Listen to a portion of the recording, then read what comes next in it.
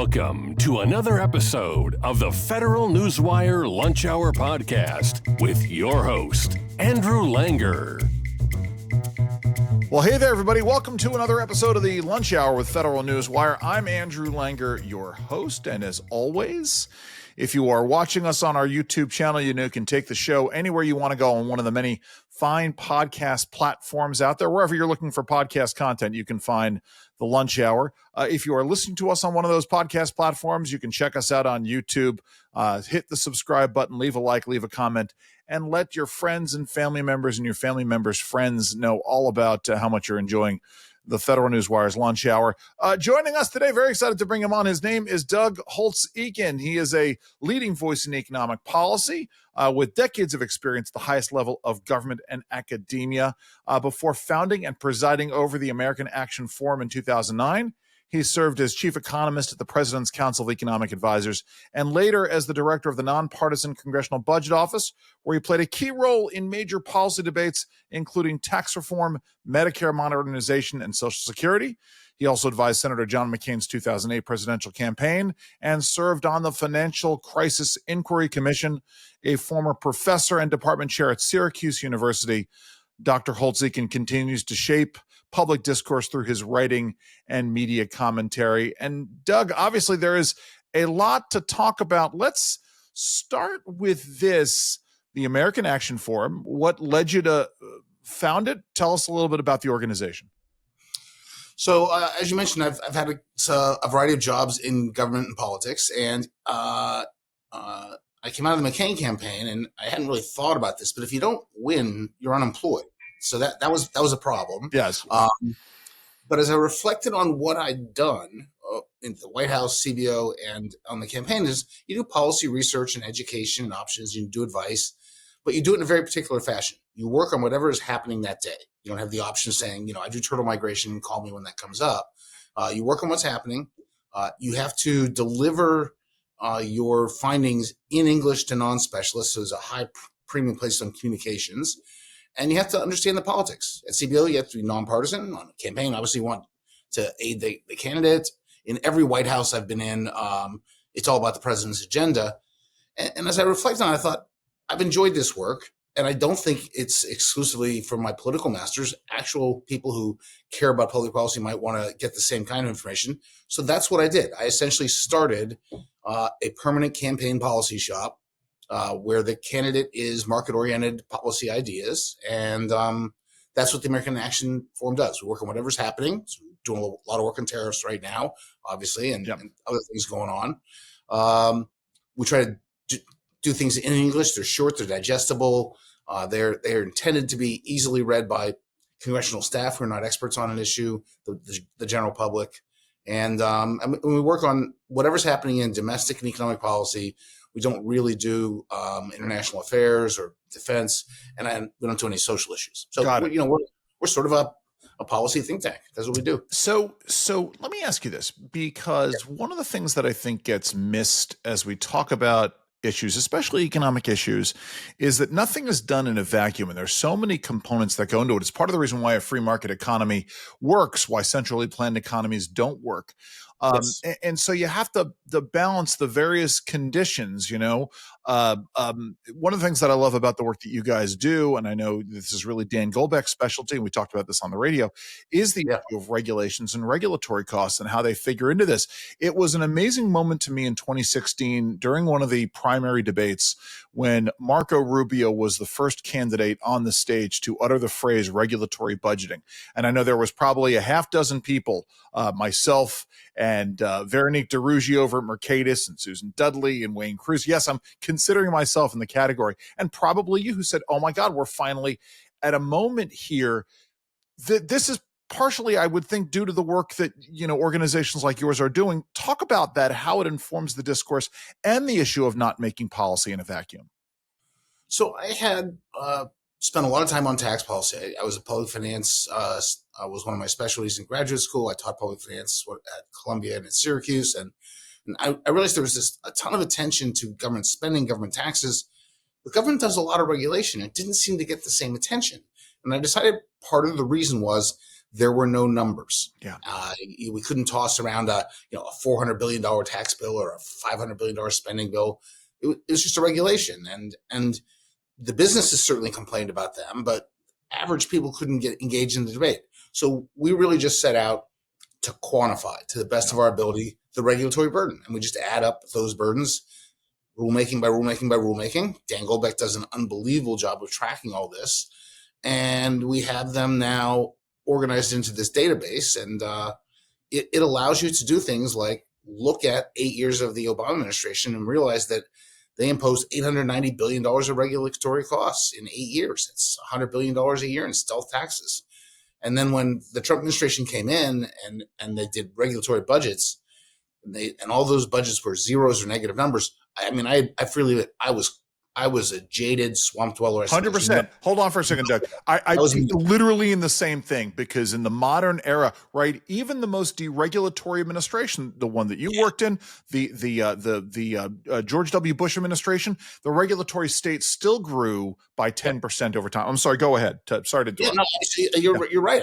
I was in the George W. Bush administration was highly regulatory, and it was all first after the terrorist attacks. Yeah. Think of what all the requirements that came. So, I'd been in it. I thought, there's no way they can do this. And the first year, there were $10 billion of regulatory costs. That's like night and day different. Yeah. 100 billion to 10. And the second year was negative, and the third year was negative. And I was like, whoa, this is amazing. Yeah. And then the pandemic hit, and they had to do some public health regulations. They ended up with about 40 billion over the 4 years. You just can't imagine, the small businesses I talked to, like, it was like night and day. They were so happy.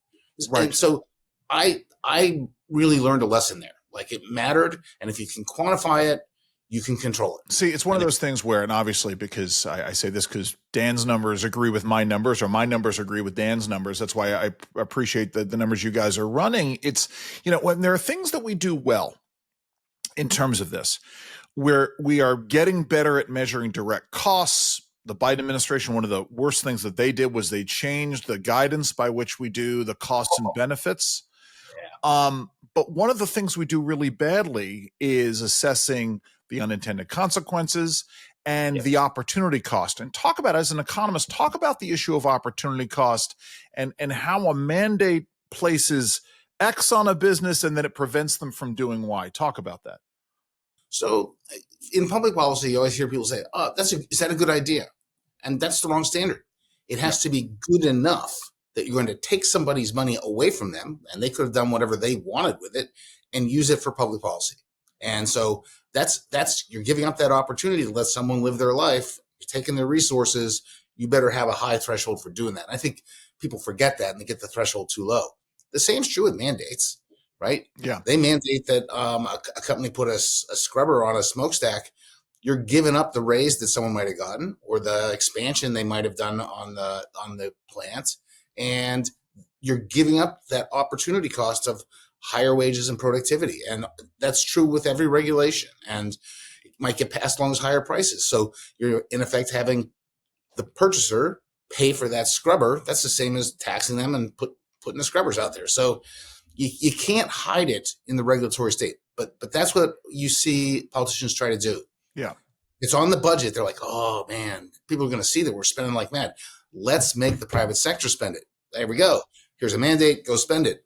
It's the same thing. And that's why I think it's so important to study this, measure it, and control it. It actually, and which brings me to another point, sort of, again, talking philosophically about the issue of economics and the issue of centrally planned economies. My undergraduate degree was in Soviet studies, international relations, Soviet studies, and looking at things like 5-year plans. And one of the great problems, obviously, in addition to trying to plan these things, is when you have garbage in and garbage out. When you invent metrics at the beginning and then you're surprised down the road, one of the aphorisms I tend to use is the most well-intentioned policies eventually bump up against very real realities. When you have improper assumptions, Doug, what does it lead to down the road? Well, you can go straight to the CBO for one of the great improper assumptions of all time, which is in the late 90s, 98, 99, we had the dot-com bubble, and we had enormous amounts of option and bonus payments, and they got taxed, and money flowed into the U.S. Treasury, and the CBO basically said, okay, we're just going to assume the growth rate remains the same, but we'll change the jumping off point. So wow. So, the right question to ask always, if you're doing budgeting at CBO, is what do I know now about 10 years from now that I didn't know last year? And if the answer is nothing, then you don't change the number. Right. You didn't learn anything. They just jumped it up and forecast $7 trillion of surpluses. Wow. Ouch. Yeah. I mean, I inherited that forecast and had to defend it for 4 years. And I'm just like, okay, goofed, bad. We have changed the way we do that. Right. Actually, let's talk about this for a second, because, having someone who's in this policy world, the ability to admit goofs, that has become, well, I don't know, maybe it hasn't become harder to do. It is the most important thing I have learned in my career is you have to say, I don't know. If you don't know, don't make it up. Everyone wants to be the smartest guy in the room. Right. I can fall victim to that as well. But I've learned if I don't know, I don't know. Yeah. Or I was wrong. Right. I was wrong. Yeah, that second point is so vitally important. I mean, we all assume, when you ask an economist a question, the answer invariably starts with "it depends." In fact, that's how you identify, and at least the old joke as it goes, that's how identify an economist. Back to the regulatory issues, because when we talk about this forecasting, because one of the things I talk about is a regulatory glide path. Right? The idea of the economic benefit of keeping the cost of regulation constant over time and not adding to it. Obviously, if you reduce the cost of regulation, that's a good thing. But even if you just don't add to it, i.e., right, what happens if you don't continue? We know, because of the good research that your organization has done, the Biden administration grew the regulatory state by about 15% annually per year from 2021 to 2025. So what happens if that continues? Again, what do we know now that we didn't know a year before? Well, we know that the Biden administration probably wouldn't have changed over time. We know probably the next Democratic administration wouldn't change over time. So we can calculate what a $4 trillion regulatory state looks like, adding 15% per year by 2030, and then you're up at $7 trillion. And so if you keep regulations constant at $4 trillion, which is a huge, ungodly sum, the delta of $3 trillion. By the way, we have a rule on the radio: never do math on the radio. We're not on the radio, and obviously I know these numbers. But the delta of $3 trillion is massive over time, isn't it? I mean, talk about that issue. I mean, am I right or wrong here in terms of this, about the benefit of even just keeping it constant? It's huge, because one of the most important insights you get in economics is increasing marginal costs. Yes. So you add the first dollar, no big deal, cost you about $1. You add the second, trillionth dollar, there's a big economic cost to that. It's why it's almost never the case that the right answer is 0 or 100% right. in economics, because getting to 0 is really expensive. Getting to 100% of something is really expensive, and you don't want to do that. You talk about marginal costs. It's so funny. I just bought tickets for my older child to go see the Orioles when they play the Yanks in a couple of weeks. And there was a ticket in the third row that cost X, and a ticket in the fourth row that cost $100 less per ticket. Right. I'm like, okay, something. Is it worth it to be that row close? No, it's not. So, all right. So I want to come back to nudging and Cass Sunstein's theory and how this works into SNAP issues. But let's talk about tariffs, because we've just sort of laid out some of the good things that can be done and those costs there. You and I chatted on the radio last week about this, and I know you have deep and abiding concerns. So let's talk about the issue of tariffs, but let's also talk about it in the context of sort of regulatory costs and how that might offset things, if you think they do, and you might not. So go ahead. So I'm concerned about what's going on in the tariff world, and part of it is that we trade. Like I trade economics lectures for food. Yes, that's important. So we as individuals trade, companies trade, we trade across state lines, but when we trade across international borders, somehow collectively we lose our mind and common sense. It's still trade, and that the rules aren't different, and the measurement shouldn't be different. And you and I don't have a bilateral trade balance all the time. And, my wife and I, she assures me do not have a bilateral trade balance. I'm running a deficit every day. Amen to that. Amen to that. Why should we have a trade balance with Vietnam? And why are we going to impose extraordinarily high taxes on transactions with Vietnam? We're 350 million people. There's 7.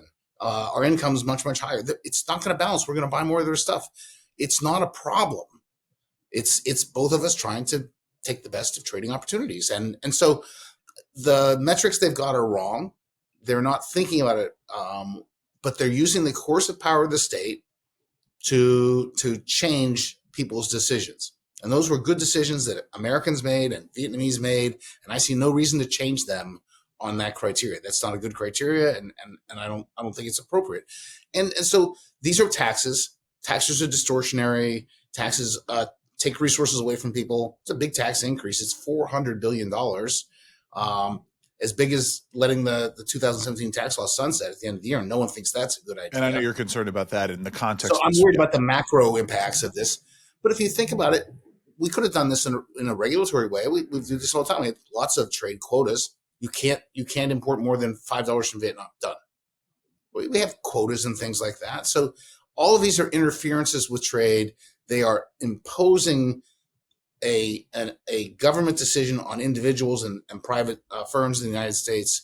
And I think you should do that judiciously and as little as possible. That's my basic philosophy. How do you get to the issue of, because we know other countries massively subsidize their various sectors as a way of undercutting Americans' business, right? Certain areas, and I'm not a big fan of subsidies, and I'm not a big fan of tariffs, right? But we understand that, say, if country X massively subsidizes their maize, their corn business, their corn sector, because they want to drive American corn farmers out of the market. Not that they're going to do that anytime soon, but they could drive some out. I mean, how do we combat that? Is it again? Does it get to the quota system, the tax system? How do we deal with that? So I think my basic preference is to just have something targeted on the actual problem. Yeah. It's not like there aren't people out there subsidizing and in general cheating on unfair trade practices. There are. You'd be naive to think otherwise. Identify it. We have on the books countervailing duties, anti-dumping. We have the capacity to impose penalties on people who are cheating. We should. And those should be used as much as necessary to get the trade on a fair basis. But that's it. And across the board tariff of 10% on every country solves no problem. Yeah. To what problem is that the answer? There isn't one. But getting back to this issue then, is there any kind of an offset then, or is it bad even that we're even thinking about it being a wash between, say, not growing the regulatory state by $600 billion, again, sort of pulling it back to the macro level, or is, again, do we not want the wash there at all? So if I came to you and I said, Andrew, I want to raise $400 billion, I don't think you'd say, Doug, I think we should do a partial national sales tax. And that's the answer. We'll put it on part of the goods that are easy substitutes for the rest of the goods. We'll distort which goods people buy. It's a very regressive tax and it's hard to administer. That's the answer. It's not. If we want the revenues, use the tax system, which has a broad base and a progressive structure that people have approved of, do that. If you've got a trade problem, identify the trade problem and apply the solution. I don't understand where their 10% tariff comes from. Yeah. That's the issue. Well, right. It's got to be, we've got to have policies that are based in fact. And it gets back to, this is a perfect segue into this other portion, which is coercion is bad. And using the power of the state in this coercive nature to change behavior is a bad way to go about doing it. Now, when we're dealing with international trade, it gets a little bit more complicated in terms of, trying to make some encouragement to act. But let's talk about this domestically, because we've seen this before in terms of things like soda taxes, right? Beverage taxes to try to get people to do things.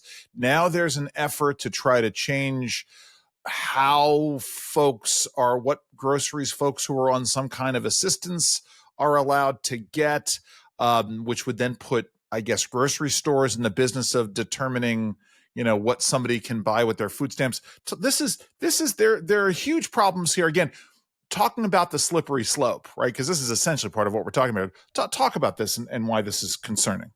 So, this is the Supplemental Nutrition Assistance Program, SNAP, used to be known as food stamps. And, it is a tribute to the generosity of this country that we try to support people who have low incomes in their with their food purchases.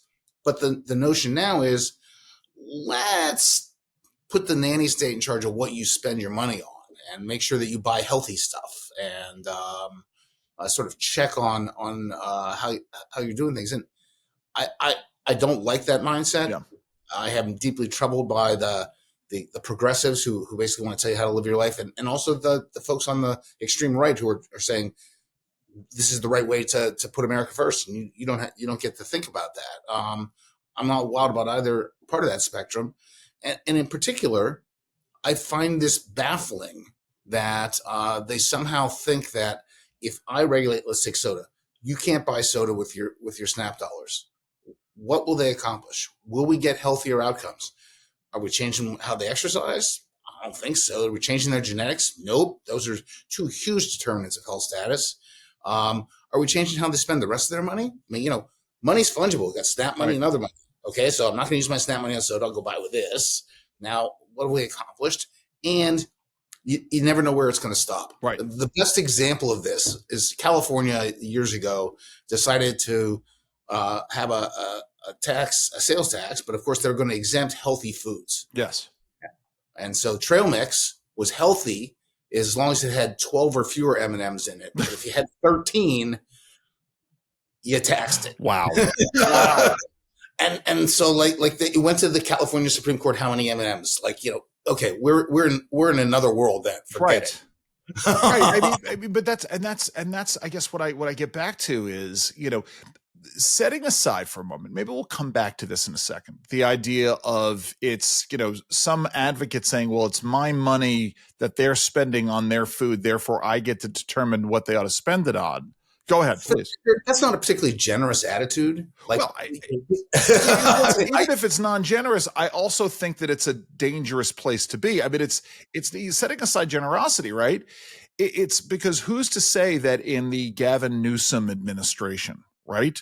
The Pete Buttigieg administration, Kamala Harris, whomever, Wes Moore, that somebody doesn't come in and says, something, climate change is terrible.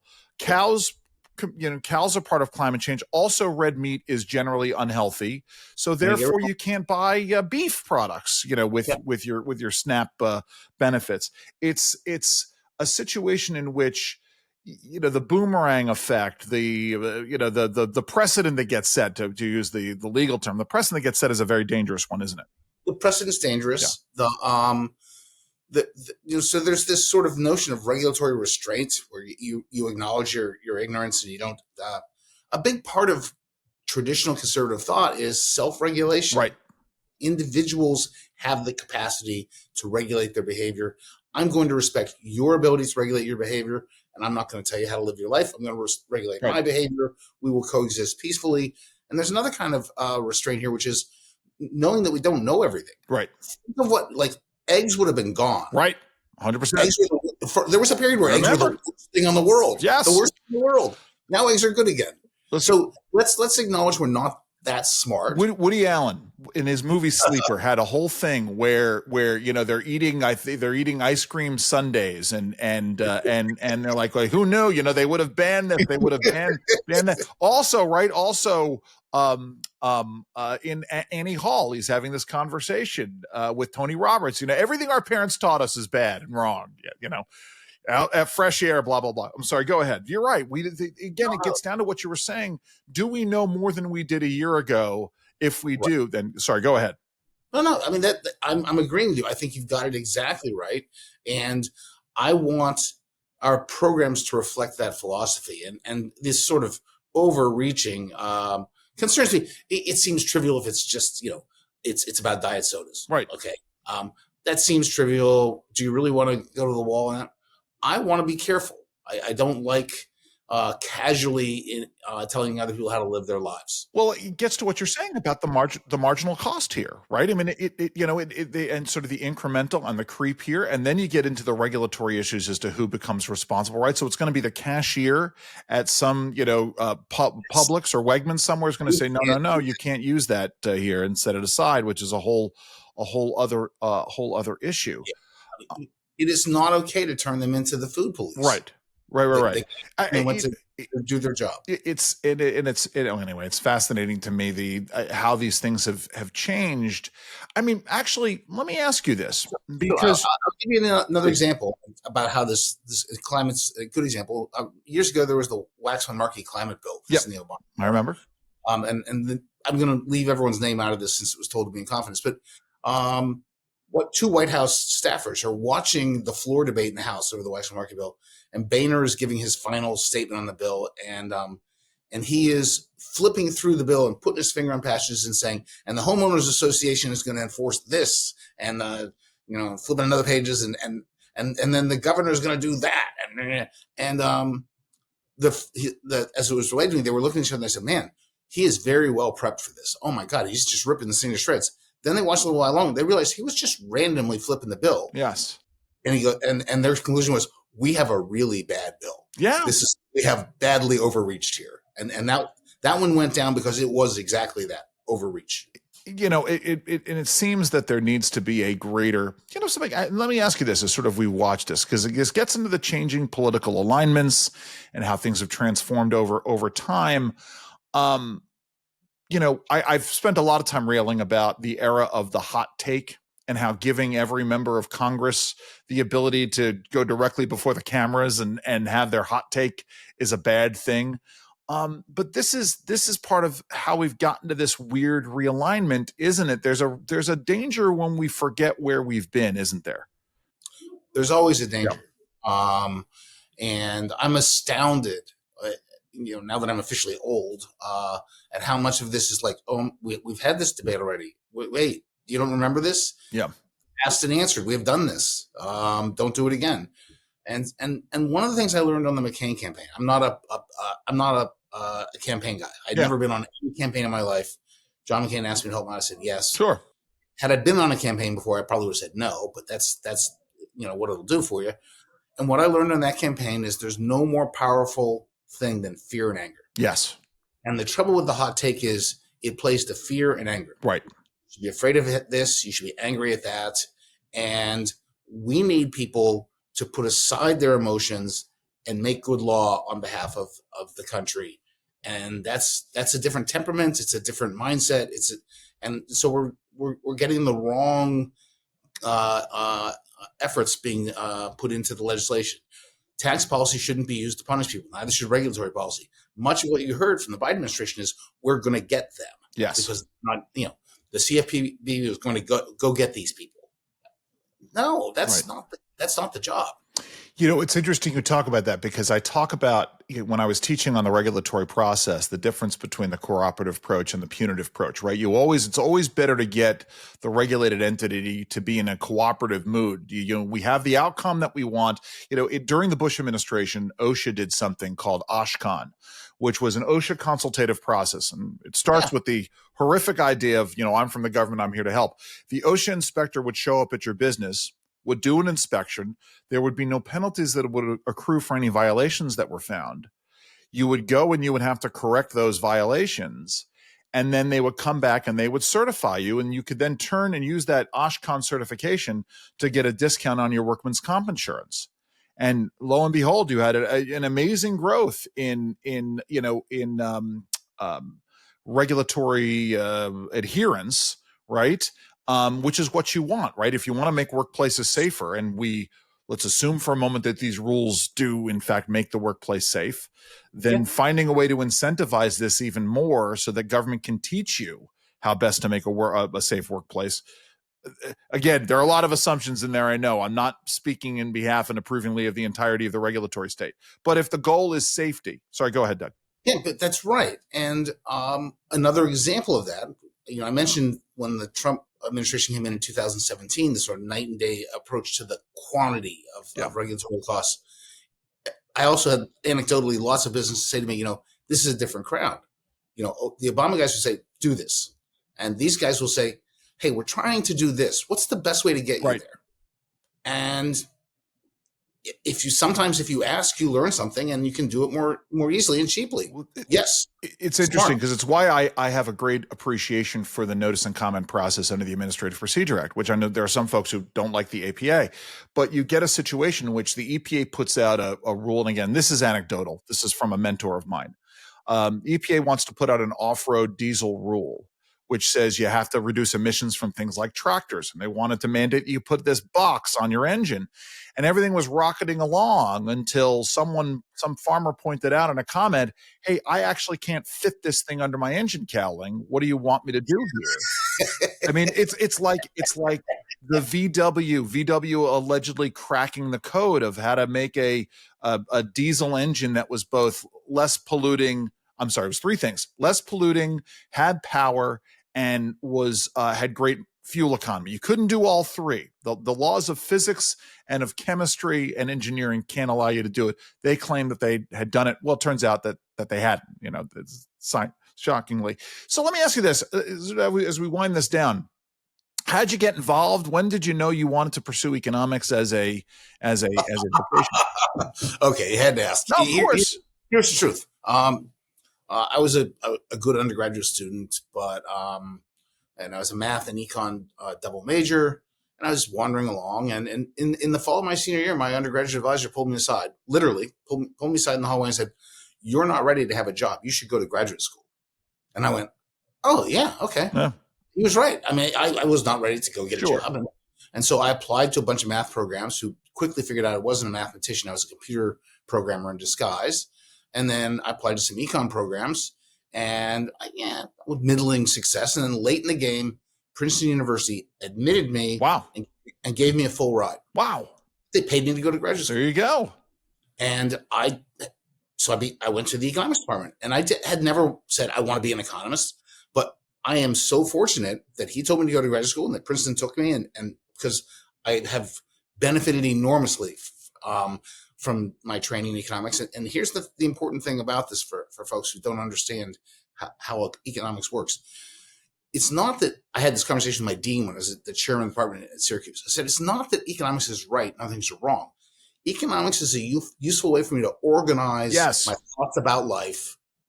And other things are not as useful for me. And that's all there is to it. It is a practical snapshot of mass psychology. I mean, politics certainly is in a way, but I think in even more practical terms, that's what economics is, because it shows us what the world desires at any given point in time. Yeah. Right. I mean, so let me ask. So I tell this to all my guests, my listeners, viewers have heard this before. I do 3 podcasts. Nobody should do 3 podcasts. But at one point I was thinking about doing a podcast. I was having a conversation with a Senate staffer, and he was telling me about playing music in a band. And I was thinking about a telecom guy. I don't know if you're familiar with the Phoenix Center. They do telecom economics. So I don't know if you know Larry Spywak, who is the head of the Phoenix Center. Larry plays blues harmonica in a blues band. Oh, I didn't know that. See, there you go. And so, to me, there are folks who have these wonderful, vibrant lives outside of the political or policy work that they're doing. And I was going to do a show called Outside Interests. And then I got asked to do this show, which is focused on public policy. And I love that. But I ask all of my guests, when you're not doing this work, what are some of your outside interests? What are you up to? What gets you going when you're not here? So my first love in life was distance running. I ran many marathons, ran cross country and track in school. I have worn out my body, however. Yes. I've had both hips replaced. And knees are not like what they used to be. So that's now gone. And so I'm into more sedate things. But I love musical theater. I love theater in general. Do you? We regularly we have a subscription to the Signature Theater in down in Shirlington, and go to Broadway almost every chance we get. And so that's, all right, hold on. We're going to spend now. We're going to, folks. I'm apologizing. I have no need to apologize, because we're going to geek out over this. So we're getting ready to see Uncle Vanya on this weekend. Very excited about this. But we're going up to. So my wife and I are. I'm a massive Stephen Sondheim fan. And merrily we roll along. Saw that twice on Broadway. I'm not going to say it changed my life, but it was a life affirming experience. And it's funny talking about choices and not admitting you're wrong and all of those things. But we're going up in May. We're going to see, oh, good Lord. We're seeing the Jonathan Groff, Bobby Darin musical, because my wife is a massive, Jonathan Groff fan. We're seeing the Sondheim review. And then we're seeing an off-Broadway show called All the World's a Stage, and one of the stars is a woman named Elizabeth Stanley, who I adore. But so what are you liking? I mean, what's your go-to in all of this? So we're running out of time, so I'm going to change a little bit on you. This is unbelievable. So I am on a board at my alma mater that hands out research grants to the faculty. Nice.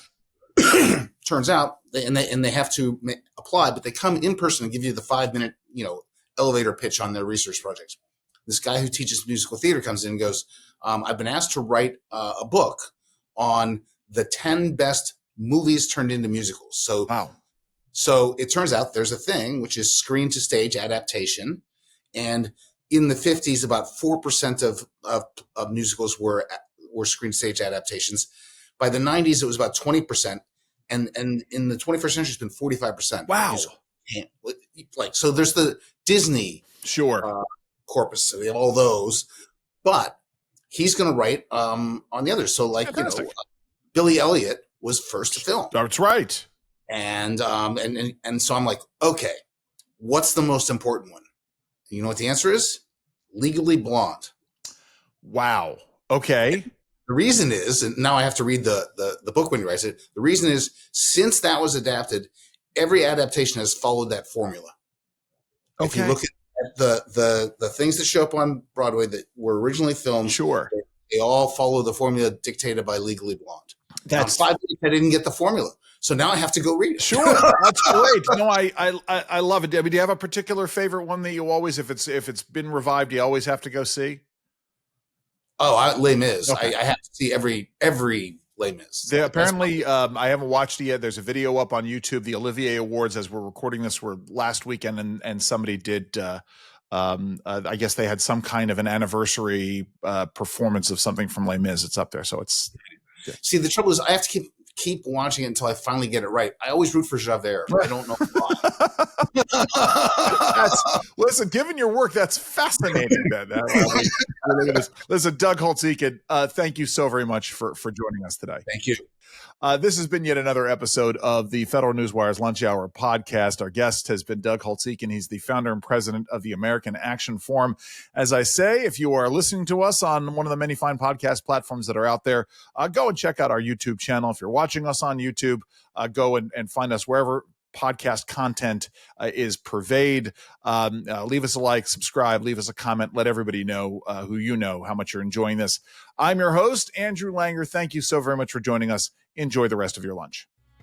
This has been the Federal Newswire Lunch Hour Podcast, hosted by Andrew Langer. Check out the Federal Newswire's family of websites, as well as their social media stream.